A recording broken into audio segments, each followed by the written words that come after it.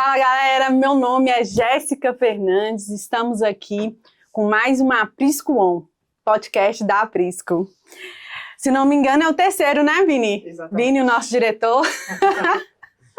Pessoal, eu só falo, assistam, não deixem de assistir porque vocês serão muito edificados. Mas antes disso, vai lá, antes de você começar a assistir, curte, copia o link e envia para todas as pessoas que vocês acreditam que precisam ser edificados. Todas as pessoas que vocês falam assim, não, essa pessoa precisa receber. Compartilha, porque quanto mais você compartilha, o YouTube entende que mais pessoas precisam ser alcançadas. Então, não pensa não, vai lá de uma vez e envia. Hoje nós estamos aqui com Thaís. Oi, pessoal, Thaís, tudo bem? mais conhecida como Thaís de Pedrão da Bateria. Isso mesmo. Ou Thaís, mãe de Lili, né, Thaís? Isso mesmo, agora temos Gente, essa moça linda aqui. Linda, maravilhosa, 5 mesinhos, né, Tá? Isso mesmo. Gente, Thaís tem 20 anos, 20 anos, já é casada, já tem sua filha, já construiu sua família. Quando a Ana me falou da possibilidade de nós fazermos esse podcast com ela, eu falei, nossa, bacana demais. Por quê? Porque hoje, tá, a maioria das meninas, né, das mulheres cristãs, elas têm a vontade de casar, de construir a família, e quando nós vemos alguém tão nova para trazer isso para nós, é maravilhoso, porque eu acredito que muita gente vai ser edificada, né, princesa? Amém. Eu fico muito honrada, né, pelo convite. É maravilhoso estar aqui falando um pouquinho e compartilhando com vocês como foi essa experiência, né, de ser casada tão nova, de ser mãe também tão nova. E é algo assim que Deus mesmo que me deu, é algo que Deus trouxe para a minha vida. E eu não mudaria nada, não mudaria nenhuma circunstância assim do que aconteceu, né? Minha filha e meu marido são pessoas extremamente importantes na minha vida, é Glória tudo que eu a Deus. mais amo na minha vida. E eles são bênção demais, hein? Então estou muito honrada de estar aqui compartilhando um pouquinho com vocês. Espero que vocês sejam edificados. Tá, obrigada, muito obrigada por aceitar o nosso convite. E eu quero começar te perguntando como que foi sua conversão, se você já nasceu num berço evangélico. Dá ela pra titia. Não. Você quer que eu volte lá naquela? Não, pode continuar. Não quero contar nada não. Tá, então eu já quero começar te perguntando como foi sua conversão, se você já nasceu num berço evangélico. Conta pra gente, começar assim, você falando sobre sua vida cristã. Amém. Eu nasci num berço cristão, né? Minha mãe, ela sempre nos educou nessa doutrina, né? Criadas na igreja, nasci na igreja. Graças a Deus não tive a oportunidade assim, de experimentar o mundo, então tive ali aquela fase mais difícil da adolescência, né? Um pouco de rebeldia, mas nada que assim eu ficasse tão distante da presença do Senhor. Eu acho que a presença do Senhor é algo que é plantada. E a minha mãe, ela foi um canal de bênção, assim, tanto na minha vida quanto na vida dos meus irmãos. Ela sempre impôs, né, que nós estivéssemos ali na presença de Deus, derramados. E graças a ela, hoje nós somos quem nós somos, né? Estamos aí na nossa caminhada. Eu tenho 20 anos, então são 20 anos de caminhada com Cristo. E é muito maravilhoso viver com Jesus. Ela foi uma pessoa assim, de extrema importância, né? Para que nós tivéssemos essa referência de como servir a Deus, de mulher de Deus. Então, sou muito grata a Deus pela vida dela. Amém. Tá, quando você fala que você teve esse momento de rebeldia, você chegou a afastar da igreja? Foi com quantos anos? E nesse momento você já conhecia Pedro? Não. Eu falo que esse momento de rebeldia é aquele momento assim da adolescência, né? Que você quer entender os porquês da vida, que você tá ali meio que perdido ainda, você ainda não se encontrou em Cristo. Minha mãe sempre dizia uma frase, Gê, que eu gosto muito de falar assim, ela falava assim, vocês são crentes porque eu sou crente, mas vocês ainda não tiveram seu encontro pessoal com Jesus. Uau! E é muito importante que você tenha o seu encontro pessoal com Jesus, é muito importante que você sinta no seu coração a vontade de servir a esse Deus, a vontade de levantar a sua mão como um ato, né, de que recebe Jesus, ir ali até a frente, depois decidir se batizar. Então, é muito importante que você tenha essa experiência. E, por enquanto, vocês são crentes porque eu levo vocês para a igreja e não porque vocês têm o encontro pessoal de vocês. Então, minha mãe sempre trabalhou muito essa questão. A gente poder se derramar mesmo, da gente poder ter esse encontro pessoal. E eu falo que esse momento de rebeldia, ele é aquele momento que a gente fica ali se questionando os porquês da vida, né? Uhum. Com 14 anos eu tive o falecimento do meu pai, que foi algo que marcou muito a minha vida. E ele era cristão? Meu pai não era cristão. Minha mãe, ela teve essa parte da nossa vida aí totalmente solo, o que é muito difícil para uma mulher, né, sozinha, de ficar a casa ali mesmo, né, levando as filhas para a igreja a todo tempo. E nós íamos para a igreja todos os dias. Minha mãe era obreira, servia na casa de Deus, e ela levava a gente todos os dias para a igreja, debaixo de chuva, debaixo de sol. Glória a Deus. E a gente experimentava muitas coisas assim, do quanto Deus era fiel nas nossas vidas, através da vida dela. Então, voltando à parte que meu pai faleceu, eu tinha 14 anos, e foi um momento de muito questionamento para mim. E uma coisa que eu sempre falo, pior do que se perder e ir para o mundo é se perder dentro da igreja. E eu me perdi dentro da igreja. Eu até me arrepio de falar isso, porque quando você se perde dentro da igreja, é pior, porque você tem a ilusão de que você está ali servindo a Deus, você tem a ilusão de que domingo, você sabe de que domingo é dia de ir para a igreja, mas você vai e não sente nada. Você vai e não tem mudança de mente, você vai e não tem mudança de postura. É só mais um culto, né? É só mais um culto. Então, assim, eu me perdi, eu tive essa fase que eu me perdi dentro da igreja. E foi um período um pouco difícil, né? Tanto para minha mãe quanto para minha irmã e minha família, que estava ali como base. Porque, querendo ou não, a gente fica muito rebelde, a gente faz coisas sem pensar, né?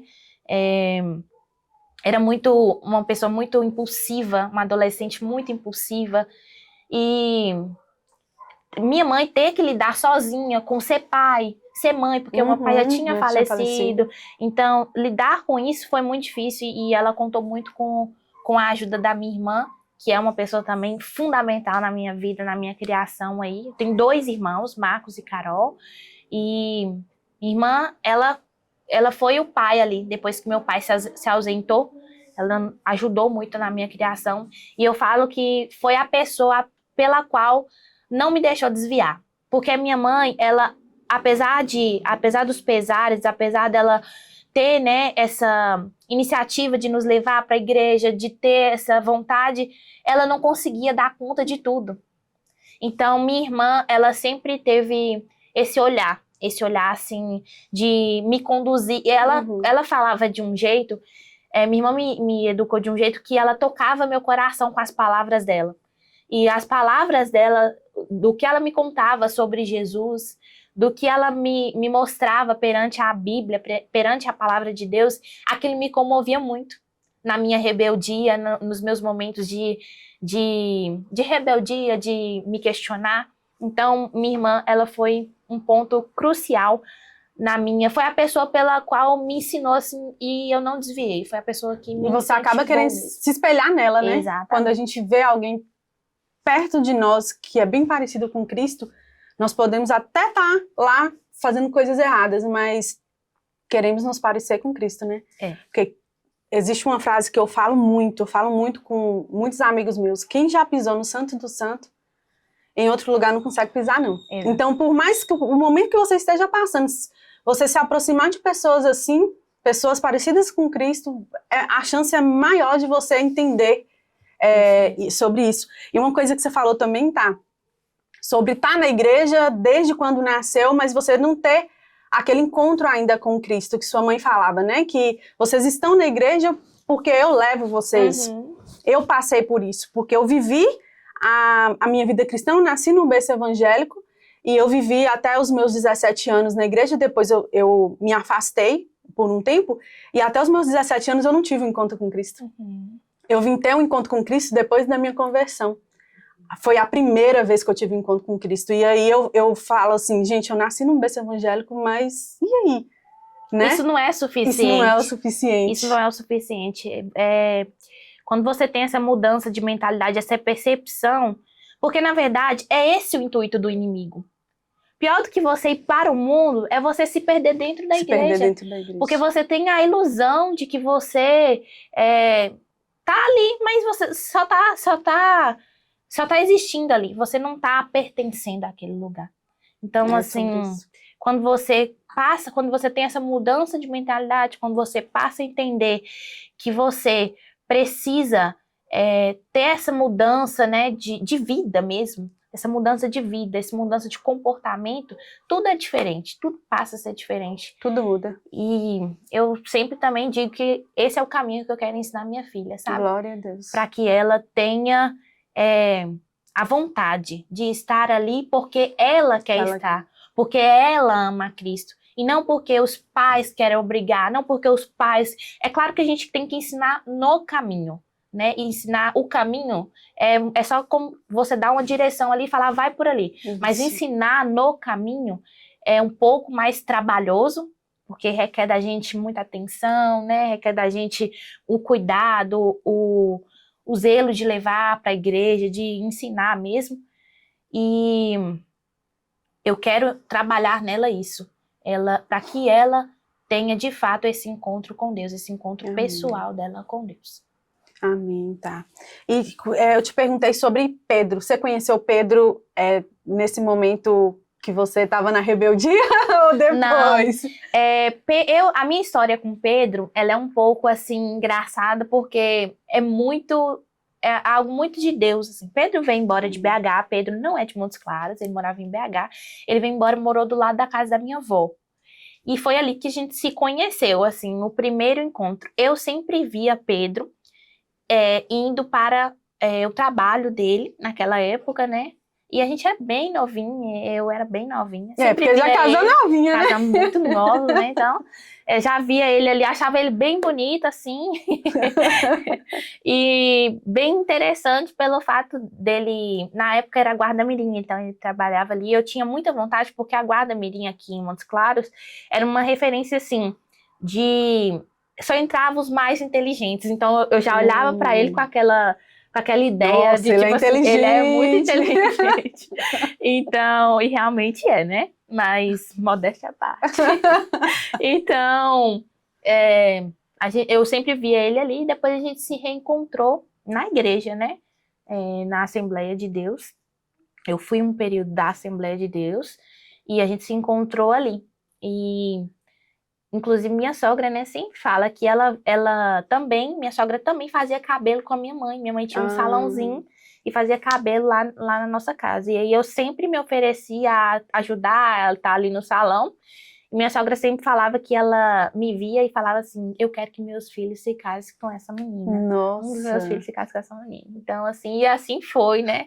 Depois que a gente se conheceu ali, depois a gente teve a oportunidade de sair, né, da Assembleia, cada um foi para uma igreja, e mesmo assim... Igrejas diferentes? Igrejas diferentes. Ele foi para outra Assembleia, porque na época a Assembleia estava em uma transição ali, e eu fui para Igreja de Deus Avivamento Bíblico, junto com a minha irmã.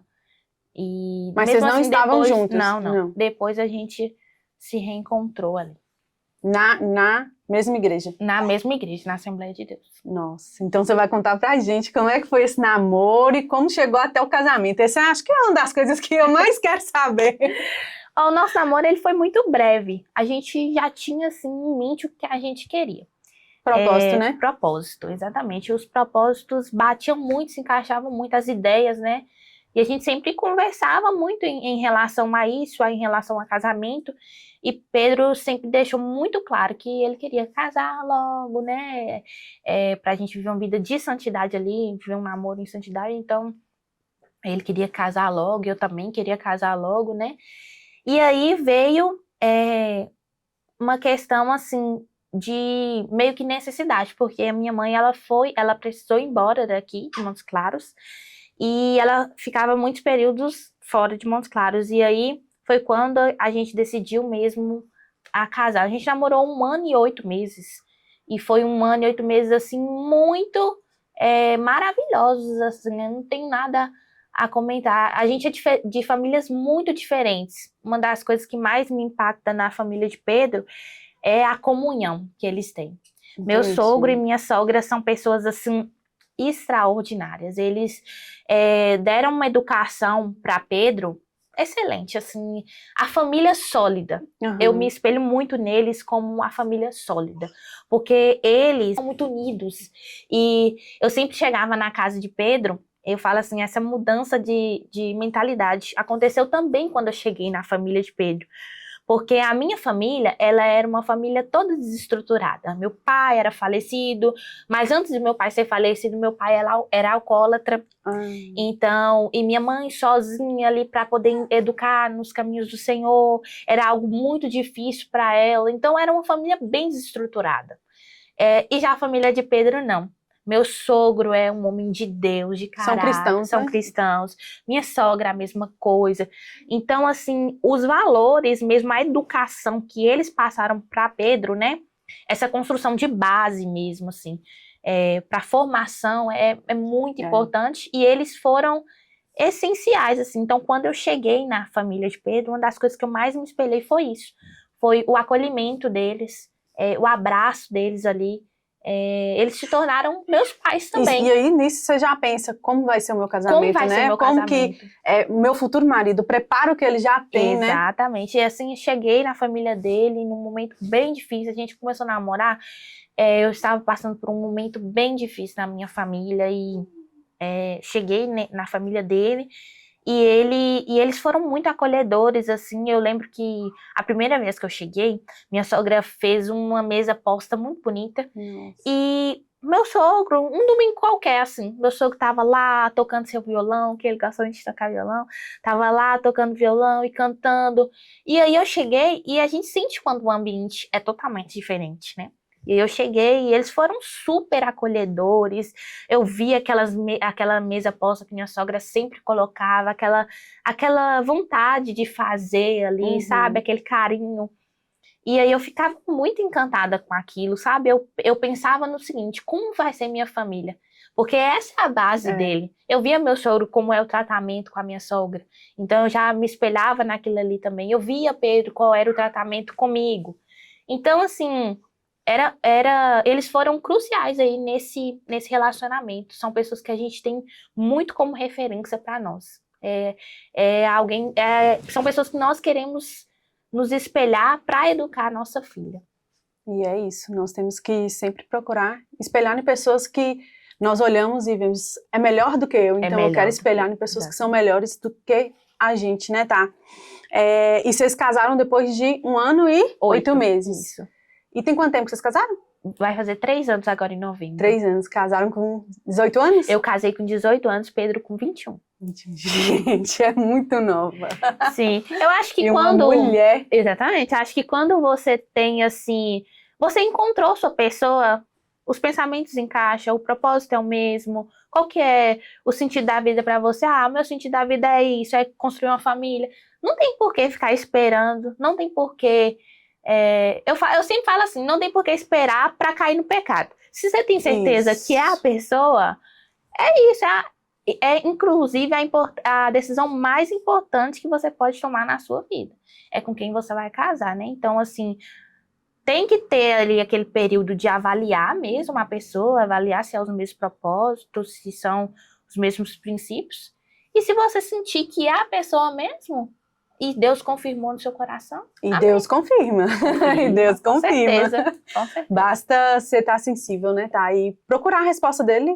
Que ele você confirma, acha? Com certeza. E vocês, Lili, vocês planejaram ou não? Como é que foi isso? Ou bem, você descobriu que estava grávida? Não, Lili, a gente planejou. A gente queria ela mesmo, a gente sempre falou, né, que a gente queria casar e logo ter filhos.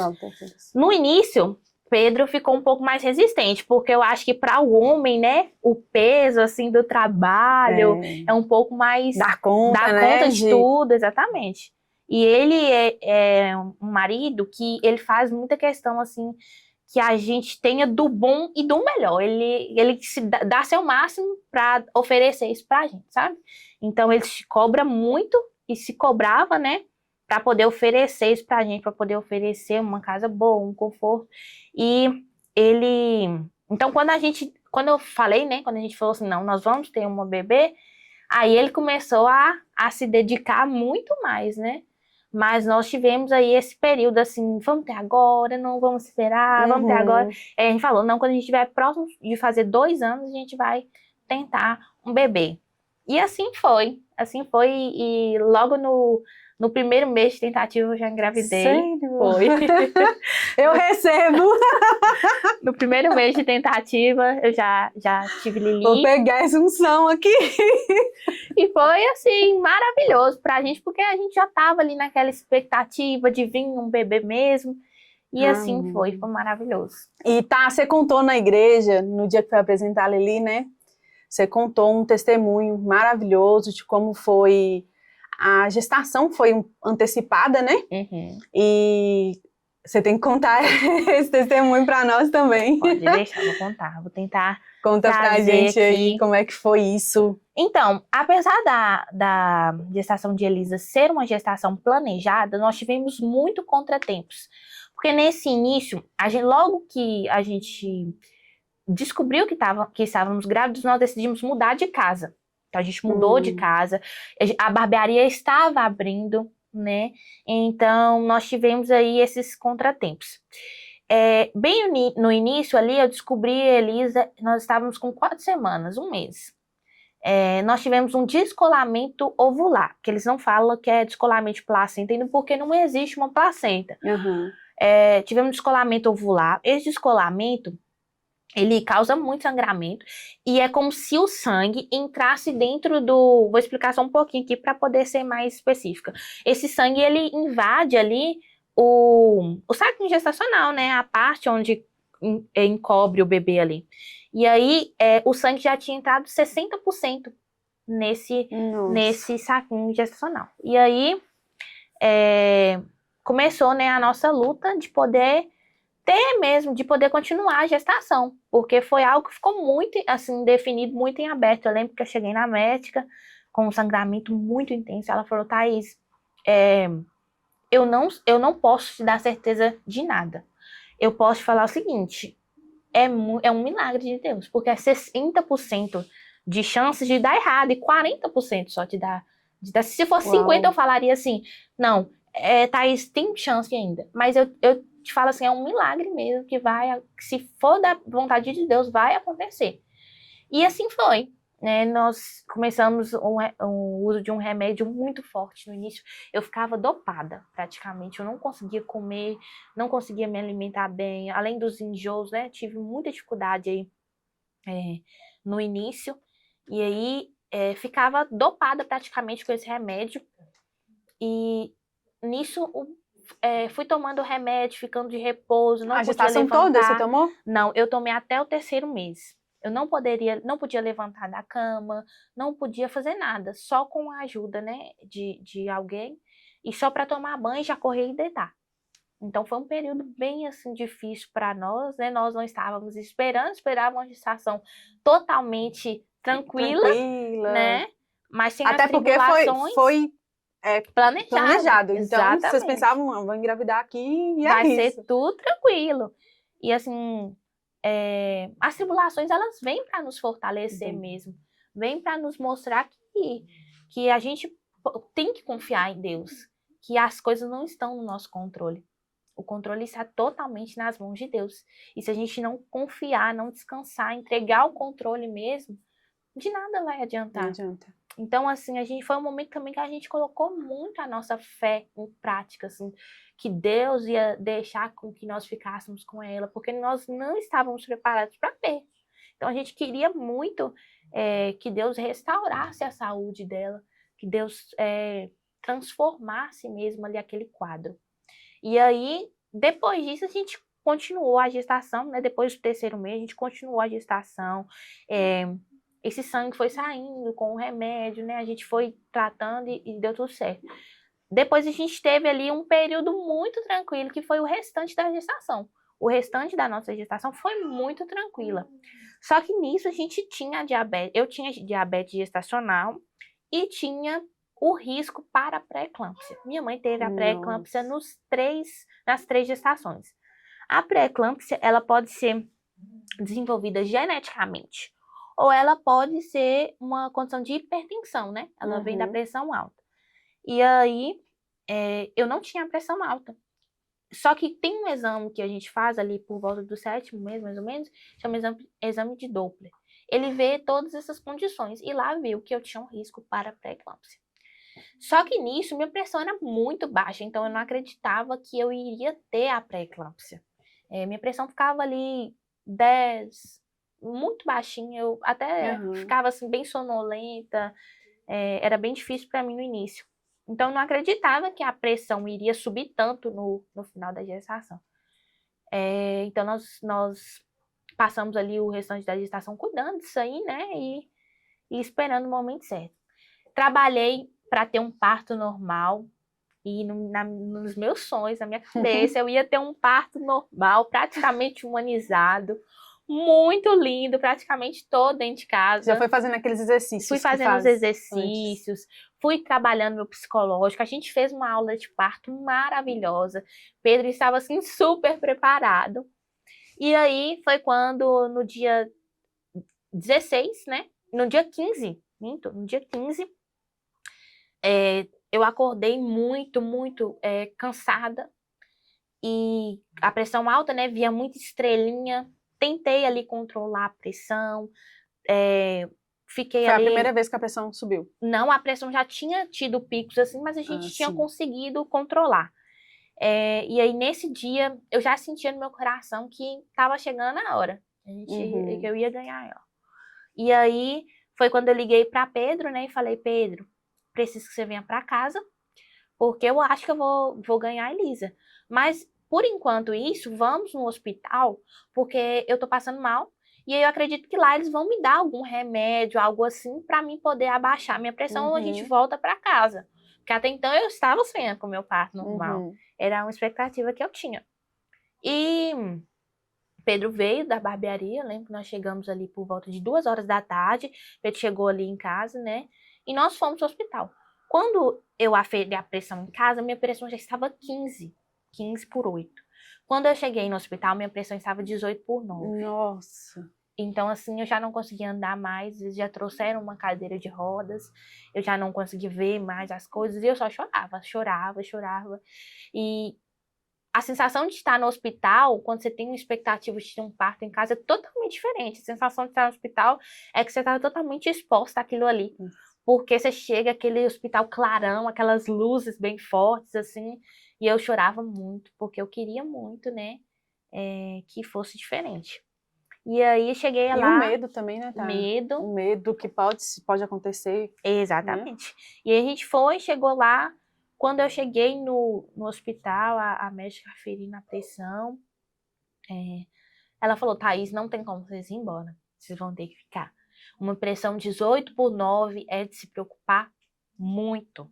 Então, assim, a médica, Deus trabalhou até nisso, porque eu fui para o hospital com a intenção de tomar um remédio e voltar para casa. A gente não levou mala, a gente não levou nada. E a médica foi muito tranquila, ela atendeu mesmo o meu desejo ali de segurar para ver se realmente a pressão ia ficar elevada para ir para um parto cesáreo ou não. Porque senão, eu sempre deixei esse desejo claro para ela. Eu sempre falava, ó, eu quero ter minha bebê normal, eu não queria ter cesárea. E ela sempre respeitando aquilo ali, né? E aí a gente foi assim, eu internei, minha família não sabia, ninguém sabia, só eu e Pedro, porque eu sabia que se eu contasse, eles iam ficar muito preocupados, né? Então eu preferi não contar. E a gente foi pro hospital, só eu e ele. E aí a gente foi internado 3 horas da tarde. Ele voltou em casa, pegou as malas e fomos. Ele foi pro hospital, eu já estava internada. Fiquei ali até 1h da manhã. Quando foi 1h30 da manhã, nisso minha pressão tinha picos. E aí eles vinham, aplicavam o remédio e eu dava uma controlada. Outro pico, vinha, aplicava o remédio e melhorava. Quando foi 1h da manhã, minha pressão teve um pico de 18 de novo, 18 por 9. E aí foi quando eu pedi. eu pedi a cesárea. Eu falei assim, olha, chama a médica, eu não quero mais adiar, eu quero fazer a cesárea. Porque eu já tava sentindo que o coraçãozinho dela tava... no início a gente fez um cardiotopo, no início que eu cheguei ali, e realmente o coraçãozinho dela tava mais acelerado. Uhum. E quando a minha pressão ficava alta, eu sentia, né, que ela não tava bem, porque ela parava de mexer, ela ficava muito quietinha. E a mãe sente a mãe também, né, tá? sente, a mãe sente. A E aí eu mãe falava, sente. não, eu falei, eu quero a cesárea, chama a médica, e a médica veio, aferiu minha pressão, uma pressão 18/9 de novo. E aí foi quando nós fomos pro parto cesárea. Meu parto foi maravilhoso. O parto foi nessa Nesse madrugada. período, nessa E madrugada. aí, você avisou sua família? Ou Não, não? não Só avisei, não avisei. A gente também não tinha cabeça, porque, igual eu falei, né, a gente não tava com essa expectativa. Então, na hora que a médica falou assim, nós vamos ter que interromper a gestação, Pedro tomou um susto, falou, mas agora? Ela é agora. E aí já veio a maca, a médica já tinha Foi vindo muito com a maca, rápido, foi né? muito rápido. Então, a gente não teve esse tempo de avisar. E aí, E ela tava com quantos meses? Elisa tava com 36 semanas 36 semanas. e 6 dias, né? Era uma bebê prematura Prematura. ainda. E aí, e 5 dias, na verdade. Ela nasceu com 36 semanas e 6 dias. E no ultrassom, né, que eles falam 37 e 3. Então, assim, ela era uma bebê prematura. A gente foi ali pra ter o parto cesárea. E foi um momento tranquilo, por incrível que pareça. Eu fiquei um pouco nervosa na hora. Eu só lembro que eu falava assim, amor, não sai de perto de mim, não sai de perto de mim, porque Pedro era o meu porto seguro ali naquele momento de tanta tensão, porque a gente fica muito nervosa, muito nervosa mesmo. E aí, depois que me anestesiou, só alegria, né? A gente orou pelas médicas, foi um momento maravilhoso, as médicas ficaram assim também, olhando pra gente, acredito que a gente muito novo, né? E elas olhavam assim, e a médica até elogiou na hora, falou assim, nossa, vocês são tão novos, com certeza a bebê de vocês vão ser muito bonita, vai ser muito bonita. E a gente tava ali na expectativa, né, da bebê nascer. E aí, começamos a cirurgia com uma música que a gente queria muito ouvir, que foi A Bênção, né, foi a música que eu cantei no dia que nós apresentamos ela. E o ambiente em si já ficou... Não foi no momento certo, mas o ambiente se preparou, né? Totalmente. Exatamente. Foi, assim, algo de Deus mesmo. Eu sentia que Deus estava ali a todo momento. Durante toda a minha gestação, eu sentia que Deus estava comigo. Porque quando a gente tinha ali aquelas intervenções, aqueles pequenos problemas, né? Eu tive vários sangramentos, então várias vezes durante a gestação eu tive esse momento de tipo assim, eu tô perdendo meu bebê, e correndo pro hospital. E o atendimento aqui em Montes Claros, na parte hospitalar, não é muito boa, então assim, principalmente com as mães de primeira viagem, porque você não sabe muita coisa. Então, assim, os médicos às vezes são muito racionais ali com a gente, então não tem o que fazer, você tem que ir pra casa e ficar de boa mesmo, esperar. Eu já ouvi isso, assim, eu lembro que uma frase que me impactou de um médico foi assim, ele falou assim comigo, se tiver que você gerar, beleza, se não tiver, não tem o que a gente fazer, eu não posso fazer nada. Você tem que ir pra casa e esperar. E ouvir aquilo é como se fosse uma flecha no nosso coração. Amiga? Dói muito. E como você disse, mãe de primeira viagem, porque talvez se você já tivesse tido outro, né? Outra criança, você já ficava assim, não, eu sei como é que funciona. Mas você não sabia, era tudo novo pra você, né? Tudo muito novo, né? E ainda com esse descolamento, né? Então, assim, era mais uma preocupação que a gente tinha. A gente, às vezes, estava na rua e começava um sangramento, assim, parecendo, não, só tô perdendo o bebê mesmo. Então, foi um momento muito difícil para nós, muito desafiador. E aí, 2h da manhã, Elisa nasce, como um milagre de Deus mesmo. Glória a Deus. Uma menina linda, maravilhosa, muito forte, muito saudável. Apesar dela ser uma bebê prematura, a Elisa nunca teve perda de peso, sempre foi uma bebê bem gordinha, bem grande, né? Bem espertinha, assim. E aí, às 2h da manhã, a Elisa nasce. E eles pegaram ela e eu queria muito ter pelo menos aquele contato, o primeiro contato ali, mãe, né? Filha, né? Que vem o bebê pro seu colo, você tem a oportunidade de ver o rostinho, você tem a oportunidade de pegar um pouquinho, e eu não tive essa oportunidade. Eles me mostraram ela ali, falou assim, olha como seu bebê é cabeludo e tal, mostrou ali, e já levou, e colocou assim do meu lado, não colocou perto de mim. E aí eu lembro que eu perguntei assim, tá tudo bem? Porque ela demorou a chorar. Ela teve uma pausa, assim, todo mundo com aquele silêncio, aí ela demorou a chorar. Eu falei, tá tudo bem?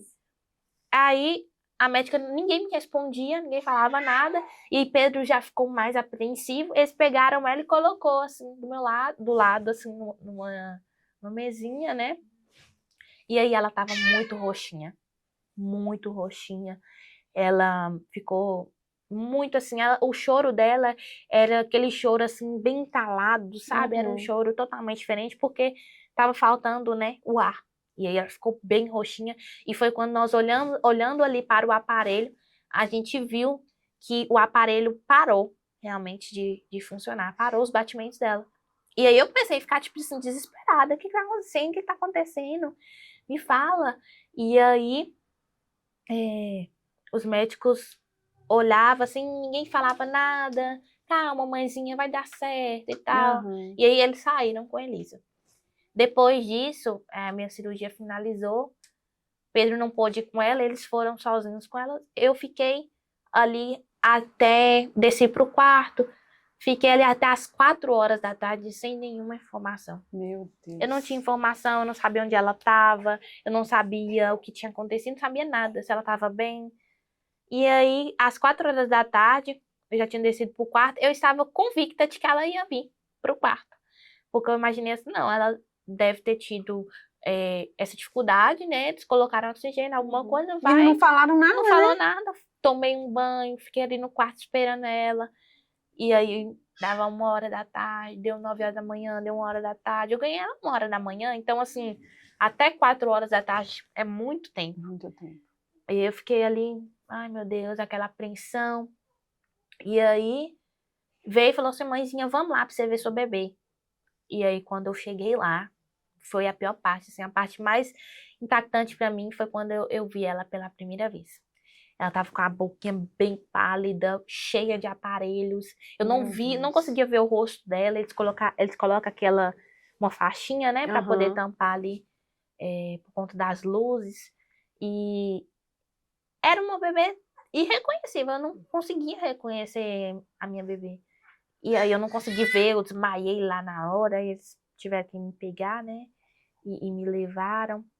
E aí no outro dia de manhã eu fui lá outras vezes, olhava assim, mas, sabe, aí começou a vir aquele sentimento de tipo assim, agora Deus, eu preciso do Senhor aqui.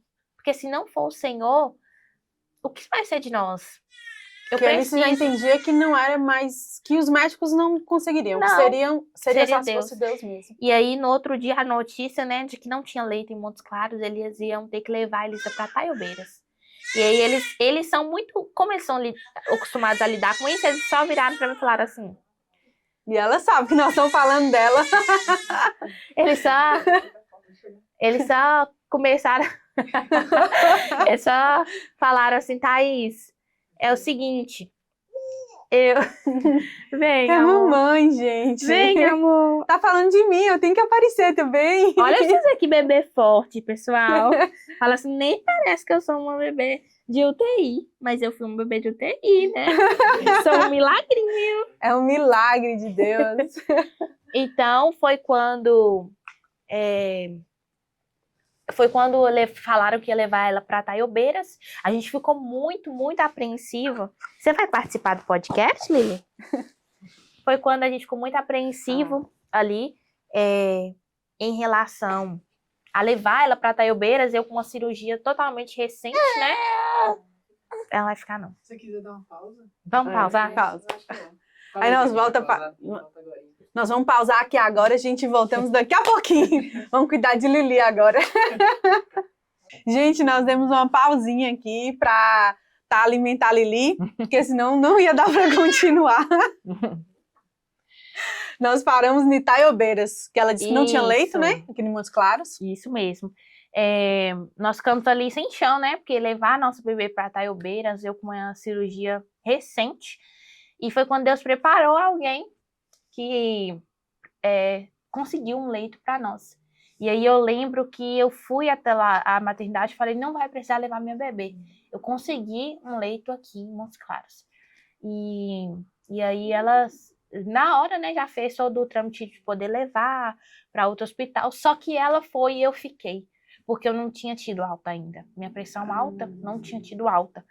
E quando o parto é cesárea, né, eles pedem um pouco mais tempo. Então eu fiquei internada e a Elisa foi. Aquilo foi, para mim, eu acho que foi a pior das sensações. Esse afastamento, né, de não poder pegar, de não poder ver, de não poder Você tá num amamentar. lugar e ela em outro. Exatamente. Então, no outro dia eu acordei cedo, fiz minha oração, acordei cedo, vesti minha roupa e falei, hoje eu vou embora. Eu preciso sair daqui, eu preciso ver minha filha. E aí a médica veio, eu já estava com minhas malas todas arrumadas em cima da mesa, da cama. E aí a médica veio e falou, você teve alta? Eu falei, não, tô te esperando, você vai me dar alta, não vai? Aí ela, Thaís, eu não tenho como te dar alta, porque sua pressão tá alta ainda. E aí eu falei com ela, olha, se você... Ela veio com um negócio pra aferir minha pressão, eu falei, se você aferir minha pressão, você vai ver que tá alta. Mas é porque eu não tenho psicológico para poder ficar aqui sem a minha filha. Então, por favor, eu te peço. Eu lembro que eu falei desse jeito, por favor, eu te peço. Me libera, me dá alta. Eu preciso ver minha filha. Quando eu ver minha filha, quando eu pegar minha filha, eu vou ficar bem. Minha pressão vai abaixar quando eu ver minha filha. E se eu ficar aqui, só vai piorar, porque eu não consigo ter paz longe dela. E aí ela é mãe também. Ela olhou pra mim assim, e aí eu senti o cuidado de Deus mais uma vez ali. Ela falou assim, Thaís, então eu vou te dar alta, mas você vai me prometer que você vai se cuidar. Eu falei, eu vou me cuidar. E aí ela me deu a alta e na mesma hora eu fui embora e fui pro HC. E aí chegamos no HC, Pedro falou assim, amor, eu vou entrar primeiro, porque dependente de como que ela tiver, você não entra, porque você tá muito fragilizada, né?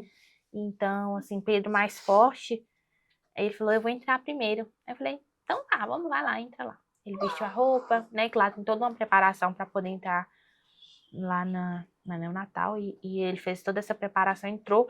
Quando ele chegou lá, ele demorou mais ou menos uns 15 minutos. E foi o momento mais... Aquela tensão, né? Que você quer ver o bebê, aquela coisa. Parecia uma hora. Parecia uma hora, e eu tava lá fora esperando. Quando ele voltou chorando muito.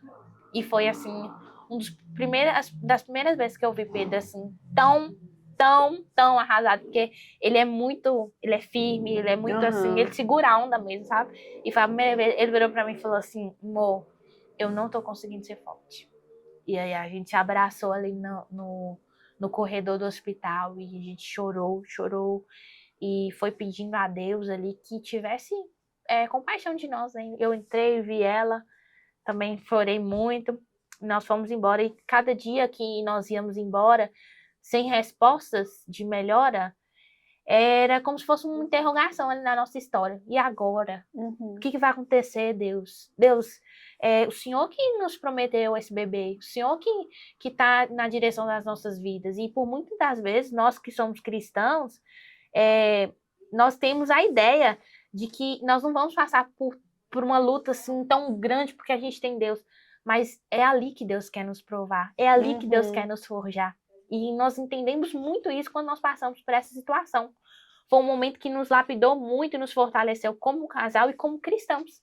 Porque a gente viu que nós precisávamos totalmente, que a dependência nossa totalmente tem que estar em Deus.